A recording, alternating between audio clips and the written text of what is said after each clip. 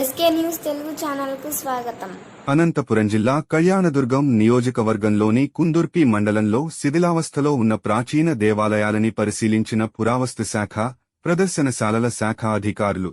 ఉమ్మడి అనంతపురం జిల్లాలోని కుందుర్పిలో పురాతన దేవాలయాలు ఎక్కువగా ఉన్నందున ఆ గ్రామాన్ని పురాతన ఆలయాలకు పుట్టినిల్లుగా చరిత్రకారులు పేర్కొంటారు. క్రీస్తుశకం 15వ శతాబ్దంలో విజయనగర సామ్రాజ్య పాలనలో దేవుని మీదున్న భక్తిని చాటుకోవడానికి ఆనాటి కాలంలో రాజులు అనేక దేవాలయాలను నిర్మించేవారు. వాటిలో ఇదొకటి. ఈ ఆలయాన్ని చూసినవారు ఎవరైనా ఆశ్చర్యపోవాల్సిందే. ఎందుకంటే ఒడిశాలోని పూరీ జగన్నాథ ఆలయానికి, అనంత పద్మనాభస్వామి ఆలయ ముఖద్వారానికి నాగబంధం ఉన్నట్లుగా కుందుర్పిలోని ఈ పురాతన ఆలయ ముఖద్వారానికి కూడా నాగబంధం ఉండడంతో సర్వత్ర ఉత్కంఠం నెలకొంది. శ్రీకృష్ణదేవరాయల రాజుల కాలం నాటి ఆలయం కావడంతో అందులో నాగబంధం ఉండడం కారణంగా భారీగా సంపద ఉండొచ్చని చరిత్రకారులు అంటున్నారు. అయితే ప్రస్తుతం ఈ ఆలయం పురావస్తు శాఖ అధికారుల నిర్లక్ష్యం కారణంగా పూర్తిగా శిథిలావస్థకు చేరింది. విజయనగర సామ్రాజ్యాన్ని గెలుపు పదంలో నడిపించిన శ్రీకృష్ణదేవరాయలు తమ ఇద్దరు భార్యలతో కలిసి ఉండే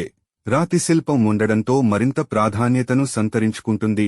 అప్పటి రాయల కాలంలో ఈ ప్రాంతాల్లో బంగారం, వజ్రవైడూర్యాలు, రత్నాలు రాసులుగా పోసి అమ్మేవారిని చరిత్ర తెలియజేస్తుంది. ఇంతటి అపారఘన చరిత్ర కలిగిన ఆలయాన్ని ఆంధ్రప్రదేశ్ పురావస్తు శాఖ జాబితాలో చేర్చుకపోవడంతో సర్వత్ర విమర్శలు వెల్లవెత్తుతున్నాయి. ఆలయముఖద్వారంపై నాగబంధం, ఆలయం చుట్టూ పెద్ద పెద్ద నాగసర్పాలు శిల్పాలు ఉండడంతో అక్కడ ఉన్న నిధికి నాగసర్పాలు కాపలాగా ఉంటాయని స్థానిక ప్రజలు భావిస్తున్నారు. కనుక పలు పత్రిక మీడియాలో కథలుగా రావడంతో స్పందించిన పురావస్తు శాఖ అధికారులు ఆగస్టు 20వ తేదీ నాడు శివాలయం, చెన్నకేశవ ఆలయం, రాష్ట్ర పురావస్తు మరియు ప్రదర్శనశాలల శాఖ సహాయ సంచాలకులు డాక్టర్ వి రజిత, సాంకేతిక సహాయకులు బి మహేంద్ర నాయుడు సందర్శించారు. ఈ దేవాలయంకు నాగబంధం కలదని, చారిత్రకంగా పురావస్తు పరంగా ప్రాధాన్యత కలదని, ఈ యొక్క దేవాలయ చరిత్రను గూర్చి తెలుపవలసినదిగా, సంరక్షించవలసినదిగా కోరుతూ పలుకథనాలు పత్రిక మీడియాలో రావడంతో ముందుగా నాగబంధంగల వైష్ణవ ఆలయమును సందర్శించి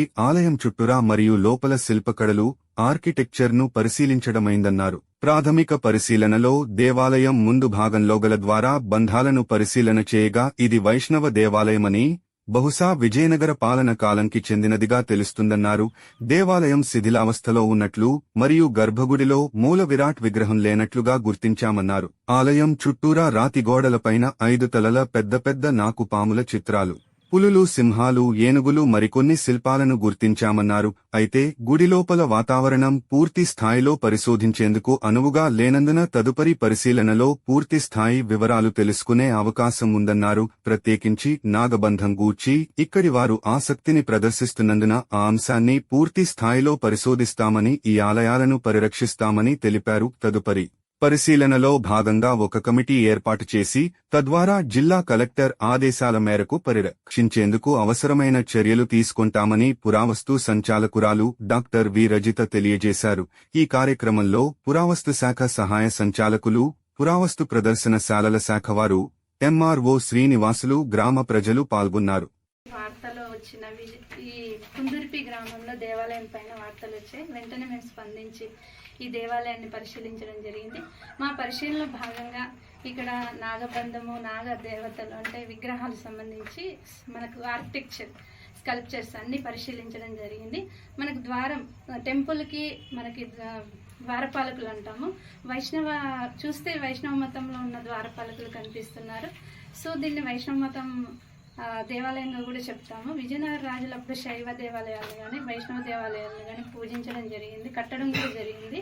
ఇక్కడ అన్ని స్ట్రక్చర్స్, శివలింగ, నంది, లోపల చూస్తే మనకు విగ్రహాలు కూడా శైవ మతం సంబంధించినవి, వైష్ణవ మతం సంబంధించినవి, నాగబంధాలు ఉన్నాయి.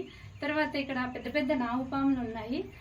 పక్కన మనం చూస్తే పెద్ద పెద్ద చిరుతలు కానీ సింబాలిక్గా మనకి ప్రతి ఒక్కటి కూడా విజయనగర రాజుల కాలంలో 16వ శతాబ్దంలో కట్టినట్టుగా మా పరిశీలన వచ్చింది.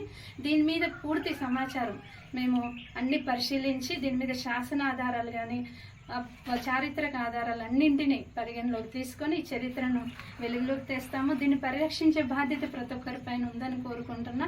కలెక్టర్ గారు కూడా రీసెంట్గా ఈ దేవాలయాలు ఇలాంటివి మనకు కనిపించనివి ఇంకా వెలుగులోకి రావాల్సిన ఎన్నో ఉన్నాయి, వీటన్నింటినీ మనం వెలుగులోకి తెచ్చి కాపాడి అన్నింటినీ కూడా అందరికీ తెలియజేయాలా ఒక కమిటీ కూడా ఏర్పాటు చేస్తున్నారు.